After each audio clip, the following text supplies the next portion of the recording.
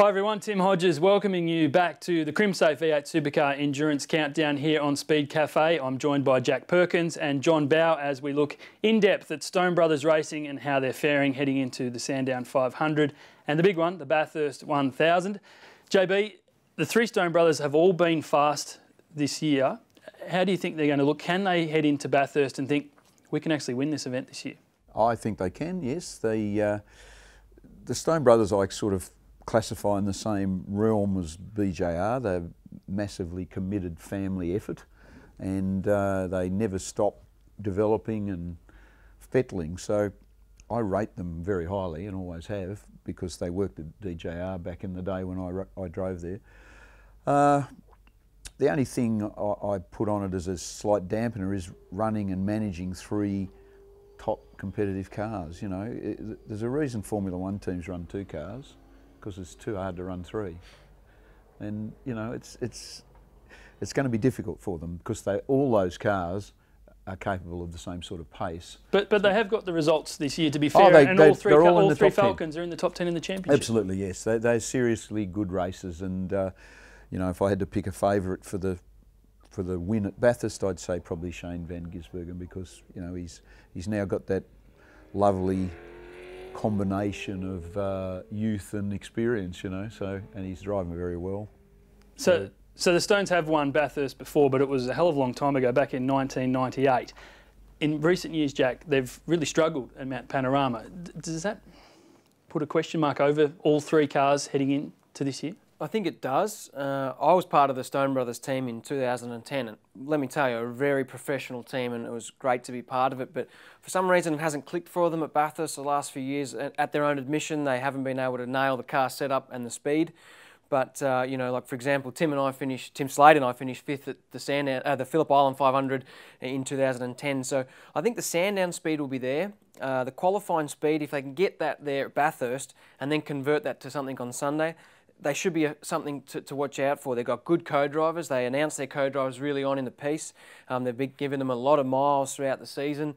And I'm like JB, I like the number 9 car. They've got Luke Youlden in there now, a guy with tremendous experience.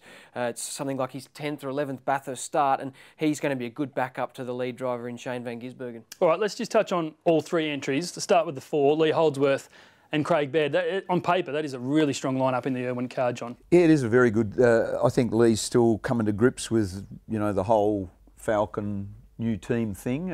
I rate him massively highly as a driver. So I'd point him down slightly from van Gisbergen and Youlden, but yes, they're a very strong team all round. I mean, Tim Slade's a fantastic young driver, and once again, he's got that youth and experience now. So, you know, they could spring a surprise. But I think the 9 car's the car that if someone's going to win it for them, I think that car will win it for them. All right, let's just stick with the 4. Here is Lee Holdsworth on life in a new team and with a new co-driver heading to Mount Panorama. Thanks, guys. I'm here with Lee Holdsworth, the Irwin Tools racing driver. Lee, your first race at Bathurst with the Stone Brothers racing team.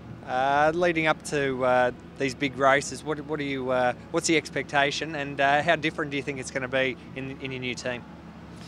Yeah, it's hard to have an expectation at this stage. You know, we're still building on our speed every round and trying to find what's best for me and the car, and you know, Beardo's going through the same steps, you know, in the lead-up practices and that sort of thing, trying to get himself comfortable, and he's doing a really good job. So I can't wait to get in there with a guy that's really reliable, speedy. He's done a number of laps, thousands of laps probably at Bathurst.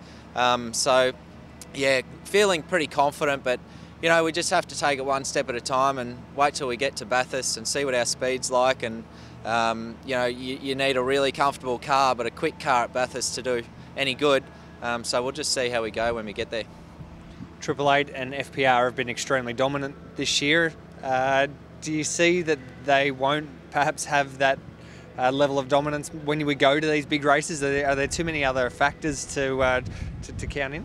We'd like to think that, but you know, we've been saying that all year, that you know, this will be the big test for FPR this weekend because they weren't quick here last year, and they've proved us wrong every time this year. So they're on top of their game. 888 are always on top of their game.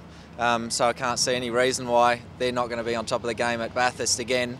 They've been speedy there every year, and you know, Bathurst is about limiting your mistakes and getting the best out of yourself and the car and the team. Such a team effort there, more so than any other round. So we really need to lift and make sure we put down the absolute best performance that we can at that race at Bathurst. Lee Holdsworth from Irwin Racing there. Let's just touch on the co-drivers. Craig Baird first, Racing Carrera Cup, which he always does, he always wins. He's going to be very handy, isn't he, for Lee? Yeah, he is. Beardo's world class, really. He's one of the world's most renowned Porsche drivers, and he does a really, really good job in these Enduros. He hasn't raced Bathurst the last 2 years. He's been with Fabian, who's been involved in first stint crashes, so whether or not that's going to make a difference at Bathurst, I'm not sure, but I like the pairing. I also like Andrew Thompson driving with Slade, last year's Dunlop Series champion. Those guys will be good to watch. They've got a good lineup, and hopefully the team can give them the tools that they need to win the race. And JB, just on the 9, Shane van Gisbergen will team with Luke Youlden. Does he have a point to prove after getting the flick from FPR? Oh, of course he does. Everybody, you know, if you get the flick from anywhere, you've got a point to prove. I think he was pretty hard done by, to be honest. He's a very, very accomplished driver. He's very sensible. You know, I think as a combination, they're as good as you're going to get. You know, if you go away from the FPR 888 scenario, I think Luke and Shane together, I think, are very, very strong. You've both sold a very positive message for all 3 Stone Brothers Racing Falcons. Let's get the Speedcafe Crimsafe rating on Stone Brothers. Here's Dick Johnson. Well, the Speedcafe rating on this team that's been to Bathurst and on the podium and in first place a couple of times, and even with us as far as the team manager goes, that's Stone Brothers Racing. 7 out of 10. Good solid team and good cars, because they're very reliable. So they're in with a real good shot. Thank you to Dick. 7 out of 10 for the 3 Stone Brothers Racing Ford Falcons. Considering there's 3 cars in the top 10 in the championship, is that a little bit harsh by Mr. Johnson? Well, I think it's harsh, but it's fair. Their championship position probably means that they should be a little bit higher. But, you know, there's this question mark about the Bathurst performance of the team. And then the last couple of rounds have actually been a bit ordinary by their own standards as well. So hopefully they can turn all that around. And, you know, Sandown will be a good warm-up for them to try and get it all back on track for endurance racing. And they'll be looking for a good showing at Bathurst. JB, you know the Stones. What will they walk away not happy with from Bathurst? Would they definitely want one of their cars on the podium? Absolutely, absolutely. I would rate them higher than 7. I'd rate them 7.5, just under BJR. I think as a team they're very strong, and I would expect that Sandown performance will be very good. But as Jack said, they do struggle a bit at Bathurst, and I honestly don't know why. Even when they had Marcus Ambrose at the height of his power and they won championships, they struggled at Bathurst. So why that is, I don't know. I must ask. I'll ask him. All right, thank you, gents. So that's the 4, the 9 and the 47 in focus. Stick with us tomorrow on the Crimsafe V8 Supercar Endurance Countdown. We'll focus in on Walkinshaw Racing and the very struggling Holden Racing team. That's tomorrow on speedcafe.com.